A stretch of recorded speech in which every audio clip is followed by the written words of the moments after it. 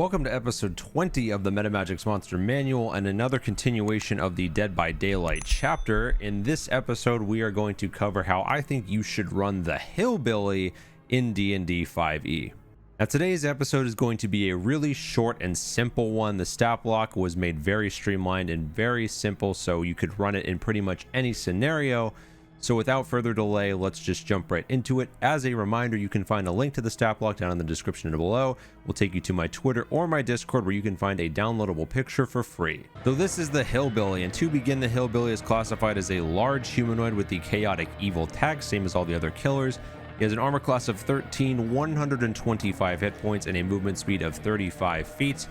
For the stat array, the only two special stats here are the strength and constitution, both at 16, and I believe our first negative stat in this chapter with an 8 intelligence. He is immune to bludgeoning, piercing, and slashing damage from non-magical attacks, but again could be turned down to just a resistance if your party is low on magic. He is immune to being blinded and stunned, will be covered later.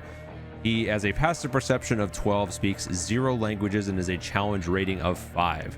Now let's jump into some gameplay and talk quickly about his unique perks and abilities. So to begin, the Hillbilly's main ability is his chainsaw power. As a bonus action, the Hillbilly can rev up his chainsaw, doubling his movement speed until the end of his next turn and allowing him to attack with his chainsaw as an action. For his 3 perks, we have Enduring, which makes the Hillbilly immune to stun effects, Lightborn, which makes the Hillbilly immune to being blinded, and Tinkerer, which gives the Hillbilly proficiency with Tinkerer's tools, and he adds his proficiency bonus to damage rolls from his chainsaw attacks. And for his 2 actions, we have the Hammer, which is a melee weapon attack, +6 to hit, 5-foot range, and deals 7 or 1d8 +3 bludgeoning damage. And for his other action, we have the Chainsaw, which is a melee weapon attack and requires power of the chainsaw to be active, +6 to hit, 5-foot range, and deals 2d10 +3 slashing damage. So the only real advice to give here for how you run this killer is to use the double movement speed to allow the Hillbilly to reach far away priority targets. But other than that, guys, that is how I think you should run the Hillbilly in DnD 5e.